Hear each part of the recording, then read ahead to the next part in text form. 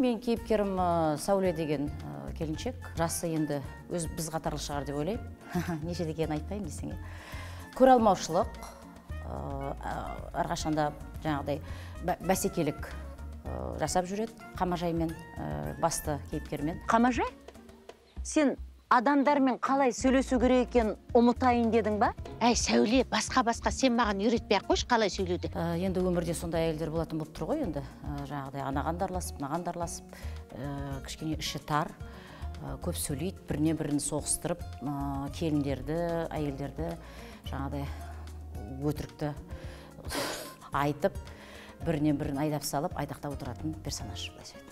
Мен біріншіден ондай нәрселерге бас сұға бермеймін. Маған ешкімнің мысалға отбасы, біреуге ақыл үйретіп, біреуге қалай өмір сүру керек екенін үйретіп, жаңағы өтірікті шындай, шынды Құдай ұрғандай қылып айтатын адам емеспін, сондықтан мен оның орнында ешқашанда болмас едім. Енді ол әркімнің өзінің пешенеге жазылған шаруасы ғой, қалай болады, солай болады. Сондықтан ол ұлттың ішінде де, ұлттың да ішінде мысалға нашар адамдар болады, әр ұлттың ішінде. Сондықтан оған жаңағыдай ойбай ол бұлай болу керек, бұлай болу керек, қазір ешкім ештеңені айта алмайды, өйткені әр адамның өзінің тағдыры бар, өзінің пешенесіне жазылған өмірі бар. Сондықтан оны айтады ғой, никогда не говори никогда деп. Сондықтан кім біледі? Қазір айту ондай нәрсеге қиын. Ең бастысы жақсы адам болу керек. Бұрынғы ойнаған рөлдер, енді Келинка тоже человекта да енді менің ененің рөлін ойнадым ғой. Бірақ дей тұрғанмен ол кішкене басқаша болатын. Енді мына Сәуле, енді шынымды айтайын, мен өзім аң-таң болдым. Апам да аң-таң, мен де аң-таң деген сияқты. Осындай әйелдер болады екен ғой, Құдай сақтай көр деп. Осындай енелер болады екен ғой деп өзім таңғалғам Келинкада. Ал енді осы жолы, ойбай, масқара екен, мына бас істемейді ғой, мына әйелдің деп. Мына қатынның басы өте көп жақсы, басымен өзі жаңа дұрыс етпейді деп өзім сондай пікірде болды. Скучать не давали, екі жақта екі жаңағы нөкерім болды ғой ол. Екі келін. Мына өсекті ауылдың иттеріне дейін еститін осы.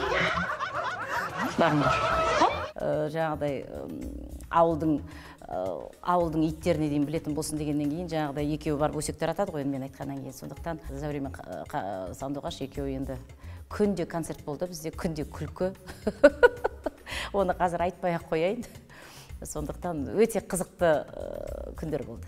Білмеймін енді не күтетімізді, әркім өзінің басында түскен кезде бәрі ойдағыдай болса екен, көрерменнің жаңағыдай көңілінен шықса екен, көрерменге жол тартқаннан кейін әрине үлкен рейтинг, жақсы көрсетілім болып халыққа ұнаса екен деген. Біздікі енді сол халық үшін жасағаннан кейін әрине әр әртістің өзінің арманы сол ғой, арманы жаңағыдай өзінің ойы осы көрерменнің жаңағыдай жүрегіне жол тапса екен деп. Құрметті көрермендер, біздің осы әппақ келін, ақ келінді көруге шақырамын. Құдай қаласа дендеріңіз сау болсын, отбасыларыңыз аман болсын. Қазір енді бір-бірімізге ең біріншіден денсаулық тілейміз ғой, сондықтан дендеріңіз сау болсын, бауырларыңыз бүтін, айналамыз аман болсын деп айтқым келеді.